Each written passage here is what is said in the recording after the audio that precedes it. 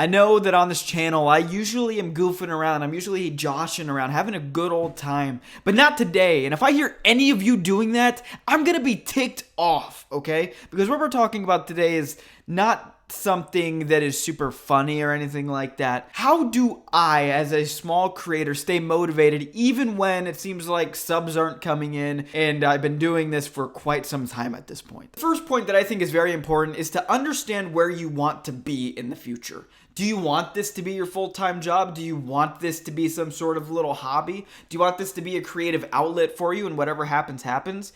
Understanding where your goalpost is vital to having the motivation to get there. A lot of people just kind of throw videos out there willy-nilly, but that doesn't translate to anything because you don't have a goalpost that you're moving towards. For me, just to put it out there, my goal is to build a community that likes hearing me talk about the silly things that I talk about, and hopefully someday this can be something that I can support a family off of. That this is my creative endeavor, and my dream is that maybe someday I'll be able to take something that I love doing, that I'm passionate about, which we'll talk about in a second, and take that thing that I love doing, which is being creative and making videos, and making that my full-time job. That's everybody's dream. I get it. It doesn't work out for everybody, but I'm throwing my hat in there to see maybe that can happen, you know? But what is your goal? What do you want from YouTube? Do you want it to be something full-time? Cool, that's awesome. Make that goalpost. Do you want it to be something that's just this creative endeavor? Cool, then don't even worry about the analytics at all, right? Only look at the creativity. But it's a balance if you want it to become something like full-time. You have to look at the analytics without becoming a bean counter. You can't be a bean counter, but you can't also fully be an artist. So understanding where your goalpost is vital, I think, to getting there. Obviously, that's not like rocket science at all, but that's, I think, the first step to staying motivated.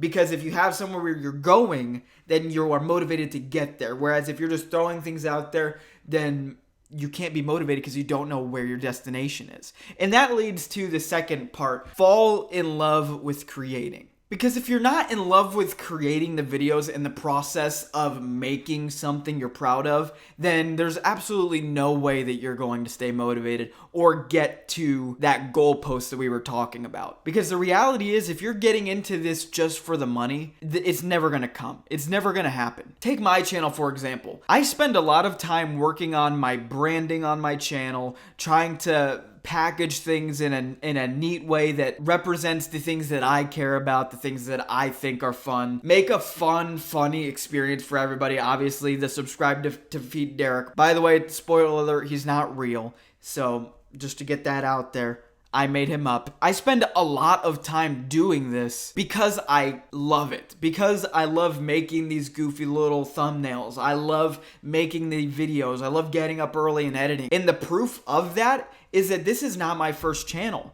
I used to run a channel called The Candy Boys. It was me and a couple of other of my best friends that did it. And I was the one that edited. I made the thumbnails. There was a couple of them that Thomas did, but that was me. We'd get together, we'd record, and nothing came of that. It says that I've posted 34 videos on my channel, but the truth is I posted hundreds of videos.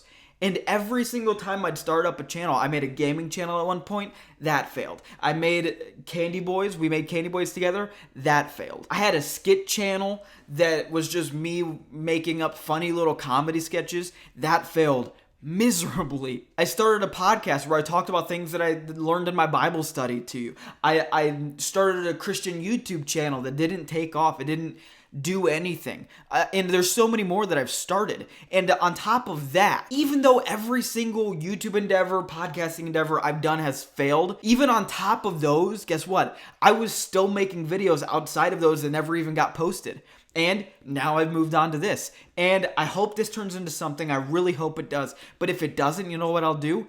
I'll shift perspectives and I'll try it again because this is something that I love. All of that to say that if you want to become a YouTuber, if you want to understand how to stay motivated, this is it. Be in love with the process, because I've been doing this for years at this point. The first YouTube video I ever put out was like 7 years ago, and nothing came of it. Nothing happened. I've not made a single dime off of YouTube in 7 years.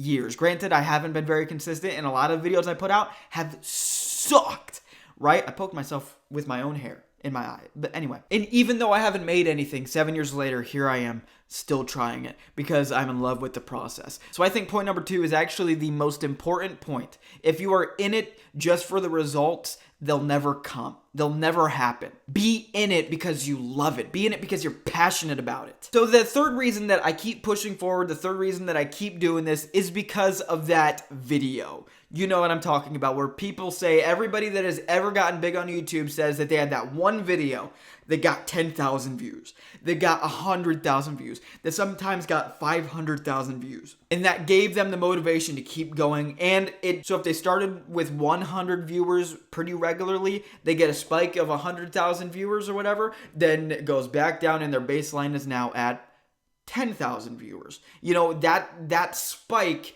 is something that could happen at any time. Any video you put out could be that video. Maybe you're watching this video right now and you look down at the subscriber count, you look down at the views, and that's happened for me. Possibly, I don't know because I haven't seen it yet. Whatever you put out could be that video. It could be that moment that you get catapulted onto the next level of your YouTube journey, your creator journey. That's something that keeps me motivated. And the type of content that I make, the kind of stuff I talk about, is most of the time pretty evergreen content.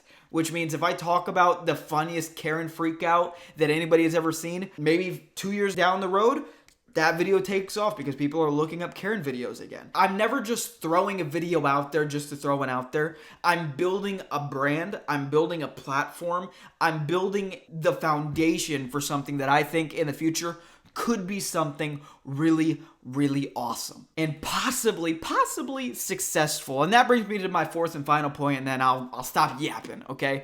Redefine what success is. If you think success at the stage right now that I'm at is the views, you'd be wrong. I have gotten barely any views on any of my videos that I've put out. I think they're good videos. I think they're funny. I think that people have a good time watching them, but I barely get any views. So if my perception of success was the views, then I would think I'm a total failure right now, you know, but I don't think that. I've had to redefine what success is. But if that's not it right now, what does make me feel successful and fulfilled in this specific YouTube journey? Well, I'm creating something that I think is good. I'm creating something that I think has a positive impact. Something that I can look at and be like, yeah, I'm glad I made that. I can look at my channel and the stupid subscribe to defeat Derek thing, all of the purple thumbnails, the stretched out, the handwritten stuff. I can look at that in all of the titles and think, yes, I'm glad I made that. I am proud of this thing that I made. That is a form of success to me. That's something that I think is good.